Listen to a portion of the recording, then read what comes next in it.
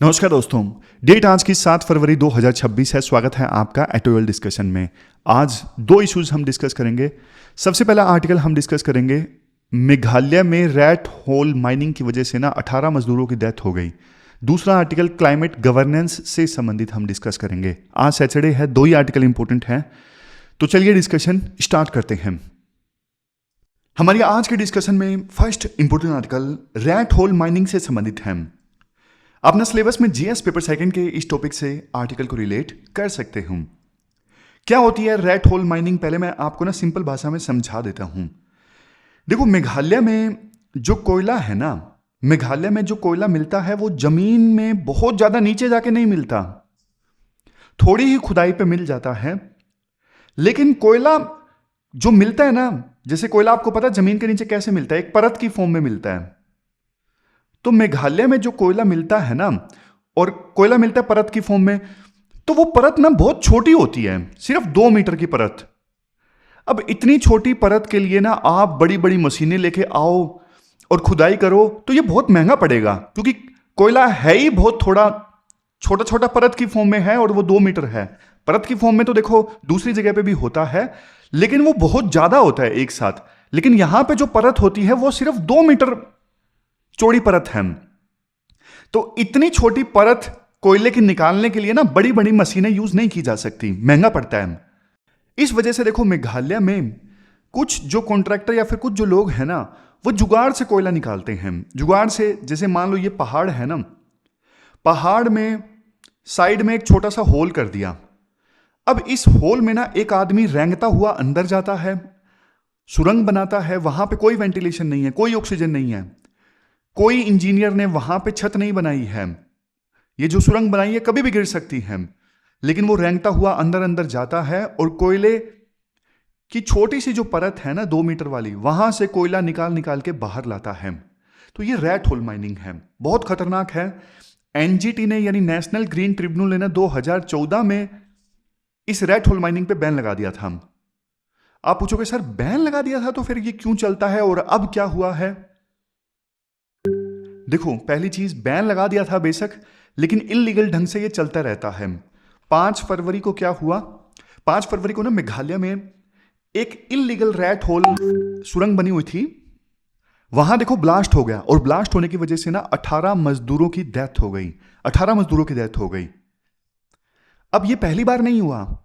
Even 2018 का कसान tragedy आप याद करो, आप तो शायद उस समय तैयारी नहीं कर रहे थे, मैं आपको बता देता हूं। 2018 में कसान में ट्रेजेडी हुई थी, मेघालय की जगह है, वहां पे 15 माइनर्स पानी भरने से मर गए थे, क्योंकि एकदम से पानी आ गया था रैट होल वाली सुरंग के अंदर। तो बार बार जब देखो हादसा होता है तो लोग याद करते हैं रैट होल माइनिंग, हम भी आर्टिकल डिस्कस कर लेते हैं, लेकिन रियलिटी नहीं बदलती। क्यों नहीं बदलती? अब इसकी भी वजह है कि इन ह्यूमन कंडीशंस में और अनसाइंटिफिक ढंग से लोग कोयला क्यों निकालते हैं। क्योंकि देखो वहां का इकोसिस्टम ही ऐसा बना हुआ है। 4 बड़े रीजन्स हैं। सबसे पहला रीजन है, एक एक करके मैं आपको रीजन्स बता देता हूं। सबसे पहला रीजन क्या है? सबसे पहला रीजन है लैंड ओनरशिप का।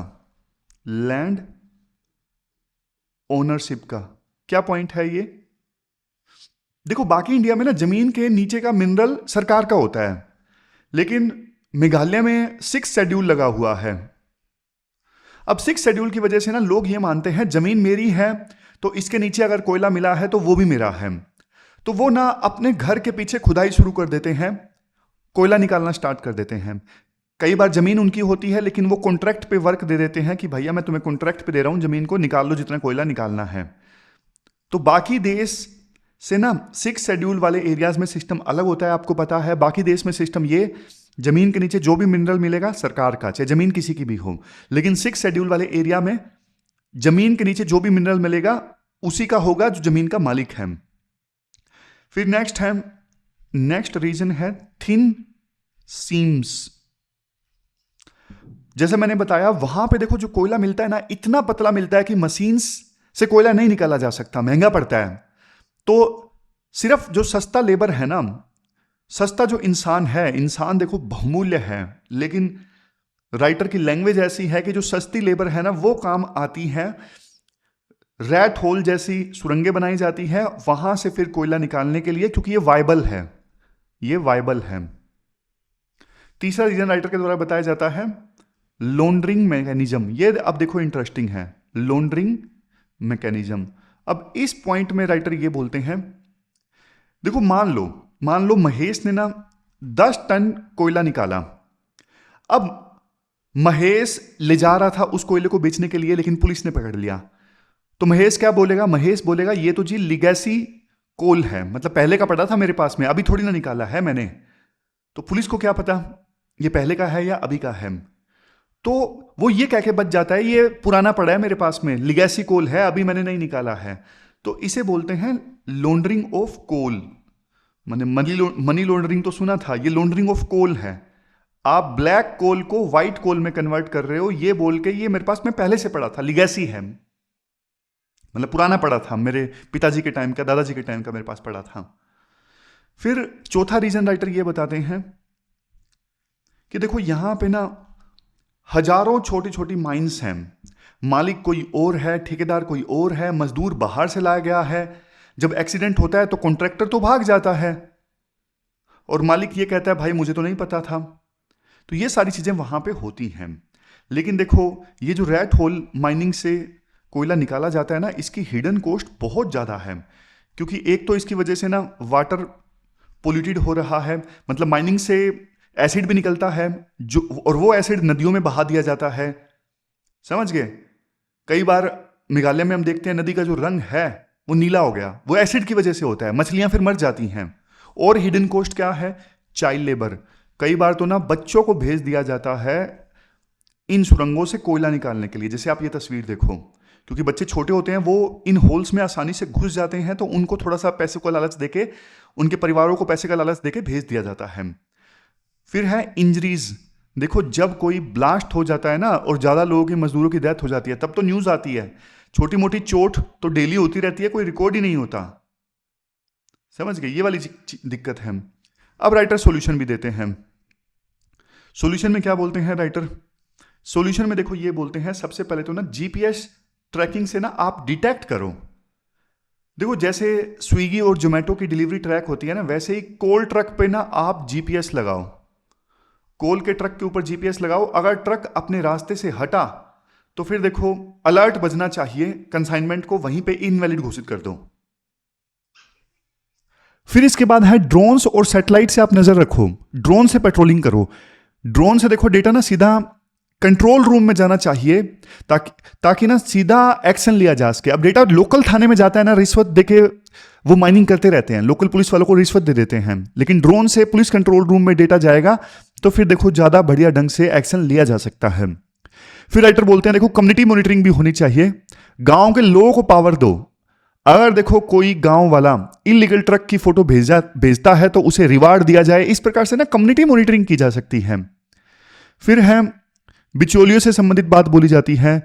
जो लोग देखो ये कोयला खरीदते हैं ना रैट होल माइनिंग वाला, उन पर एक्शन लो, उनका लाइसेंस कैंसिल करो, फ्यूचर ऑक्शन से उन्हें ब्लैक लिस्ट कर दो ताकि वो कोयला कोई खरीदे ही ना, रैट होल वाला। फिर एक सिंपल सी बात बोलते हैं राइटर, रोटेट ऑफिशियल्स। वो ऑफिशियल्स जो निगरानी करते हैं ना, उनको एक जगह पे मत रहने दो, क्योंकि ना एक जगह पे रहने से ना उनकी माफिया के साथ में दोस्ती हो जाती है, फिर वो करप्शन करते रहते हैं मिलके। लास्ट में राइटर ये बोलते हैं देखो गरीबी सरकार को मिटानी पड़ेगी अगर वास्तव में इस समस्या को खत्म करना है। तो मान लो मैं एक मजदूर हूं, मुझे कोई काम नहीं मिल रहा है, मेरे बच्चे भूखे हैं, तो देखो मुझे मजबूरी में जाना पड़ता है। आप गरीबी मिटाओ ना। और सरकार को यह भी सोचना चाहिए, अभी जो लोग काम कर रहे हैं ना रैट होल माइनिंग में, उनके लिए भी जॉब्स की व्यवस्था की जाए। अगर सरकार बिना सोचे समझे सारी रैट होल माइंस बंद कर देगी ना, इलीगल ढंग से जो चल रही हैं, तो जॉब्स है नहीं, तो उनके लिए जॉब्स तो फैसिलिटेट करनी पड़ेंगी ना। तो इन पॉइंट्स पे भी ध्यान देने की आवश्यकता है। इसके बाद नेक्स्ट आर्टिकल देखो क्लाइमेट गवर्नेंस से संबंधित है। आप ना सिलेबस में जीएस पेपर 3 के इन टॉपिक्स से आर्टिकल को रिलेट कर सकते हो। देखो ये जो क्लाइमेट चेंज को एड्रेस करने के लिए कॉन्फ्रेंसेस होती है ना, जैसे पेरिस क्लाइमेट चेंज एग्रीमेंट के तहत में कॉन्फ्रेंस ऑफ पार्टीज की 30वीं मीटिंग, ये सब देखो इनमें ना बातें तो बड़ी बड़ी होती हैं लेकिन निकल के कुछ नहीं आता है।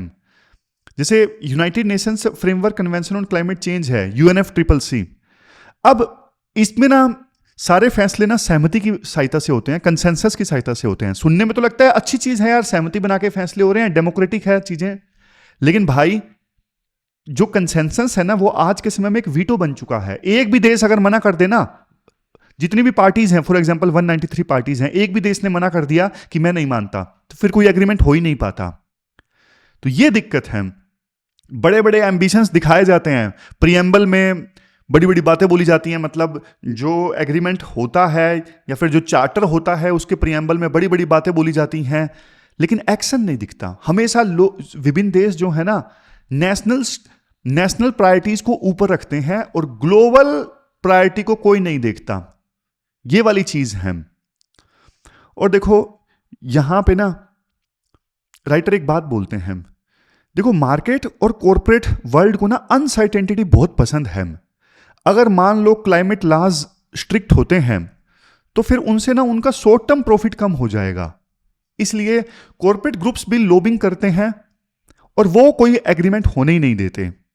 कॉमन मैन, आम आदमी को तो कुछ पड़ा ही नहीं है। आम आदमी की प्रायोरिटी क्या है? रोटी कपड़ा मकान, उसकी बेसिक बुनियादी आवश्यकताएं पूरी हो जाएं, उसको कोई लेना देना नहीं है। क्लाइमेट चेंज उसके लिए दूर की कौड़ी है। कहते हैं ना, जब तक देखो बाढ़ आपके घर तक नहीं आ जाएगी ना, तब तक आपको समझ में ही नहीं आता कि क्लाइमेट चेंज इतनी बड़ी प्रॉब्लम है। और दिखना भी स्टार्ट हो गया है भाई। अब तो इतनी बारिश, इस बार वेस्टर्न डिस्टर्बेंस आई नहीं, बहुत लेट अभी बारिश आई। वो पता नहीं वो वेस्टर्न डिस्टर्बेंस के तौर पे आई या फिर वैसे ही आ गई। आपने तो पढ़ा ही होगा ना इस बार ज्योग्राफी में। तो बहुत ज्यादा क्लाइमेट चेंज हो रहा है, लेकिन आम आदमी को इससे फर्क नहीं पड़ता। वो सरकार से डिमांड नहीं करता कि क्लाइमेट चेंज को रोकने के लिए कुछ करो। तो लोग भी अगर सरकार पे प्रेशर नहीं डालते हैं तो फिर सरकार भी कुछ सोचती नहीं है इसके बारे में, क्योंकि सरकार को लगता है कि यार इमीडिएट उन्हें फ्री में पैसा बांट दो ना, क्लाइमेट चेंज जनता को समझ में ही नहीं आएगा, तो छोड़ो ना, क्लाइमेट चेंज के बारे में कुछ करने से अच्छा है उनको फ्री में इलेक्शन से पहले कुछ बांट दो। ये आसान रास्ता है, समझ गए। फिर राइटर बोलते हैं यहां पे ना एक डिबेट है साइंस वर्सेस पॉलिटिक्स की। अक्सर हम ये बोल देते हैं कि मतलब कुछ पॉलिसी मेकर्स बोल देते हैं ज्यादा रिसर्च की आवश्यकता है। राइटर बोलते हैं भाई ये सबसे ज्यादा रिसर्च झूठ है। सारी रिसर्च अब आ चुकी है, हाँ ठीक है और रिसर्च हो रही है, लेकिन अब ये सबूत की आवश्यकता नहीं है कि क्लाइमेट चेंज हो रहा है। साइंटिस्ट देखो अपना काम कर चुके हैं। अब फिजिक्स पूरी तरह से इस्टेब्लिश्ड है, रिस्क भी क्वांटिफाइड है कि हाँ भाई इतना रिस्क है, इतना अर्थ का एवरेज टेम्परेचर बढ़ सकता है, हमें पता है क्या होने वाला है।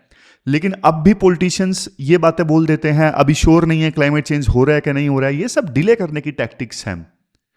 ये सिर्फ यूं बोल दिया जाता है, जनता को थोड़ा वेट करते हैं और रिसर्च हो रही है, लेकिन भाई हो गई है रिसर्च। अब सब कुछ पता है। फिर इसके बाद राइटर बोलते हैं 1.5 डिग्री सेल्सियस टेम्परेचर अर्थ का बढ़ जाएगा 2030 के 2-3 साल बाद। 2033 तक मान लीजिए अर्थ का एवरेज टेम्परेचर 1.5 डिग्री सेल्सियस तक बढ़ जाएगा। फिर तो देखो जो क्लाइमेट चेंज से जुड़े रिस्क है ना वो और ज्यादा निखर के आएंगे, समझ गए। और रियलिटी ये है, यूनाइटेड नेशंस इन्वायरमेंट प्रोग्राम की ना इमिशन गैप रिपोर्ट 2024 है, जो ये बोल रही है कार्बन डाइऑक्साइड का जो एमिशन है ना 2024 में 57.4 यूनिट, पता नहीं कौन सी है यूनिट, देख लेंगे, मतलब बहुत ज्यादा बढ़ गया है। एमिशन कम होने का नाम नहीं ले रहे हैं, समझ गए। इसके बाद राइटर ना 7 पिलर्स बताते हैं इनएक्शन के, 7 पिलर्स ऑफ इनएक्शन। पहला पिलर क्या है? पहला पिलर वो बताते हैं मिटिगेशन से संबंधित, यानी मिटिगेशन मतलब एमिशंस को कम करना।